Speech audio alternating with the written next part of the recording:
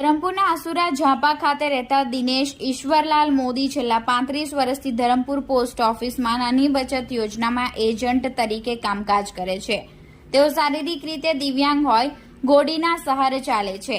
દિનેશભાઈ મોદીના મકાનના બાંધકામ ચાલી રહ્યું હોવાથી લોખંડના સળિયાના નાણાં ચૂકવવા માટે તેઓ પ્રભુ ફળિયામાં આવેલી બેંક ઓફ બરોડામાં નાણાં ઉપાડવા માટે ગયા હતા।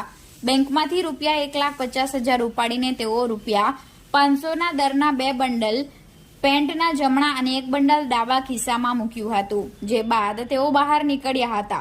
બેંકની બહાર આવ્યા બાદ દિનેશભાઈએ તપાસ કરતા તેમના ડાબા ખિસ્સામાં મૂકેલું રૂપિયા 500ના દરની નોટનું બંડલ ગાયબ હતું, જે બાબતે પોલીસે સીસીટીવી ફૂટેજના આધારે રામપતિ મુકેશ ગુજ્જર અને રાજા મુકેશ ગુજ્જર બંને રહે રાવદ રંગવાસા તાલુકો દેબાલપુર જિલ્લો ઇન્દોર મધ્યપ્રદેશ હાલ રહે વાંસદા ધરમપુર રોડ જામલિયા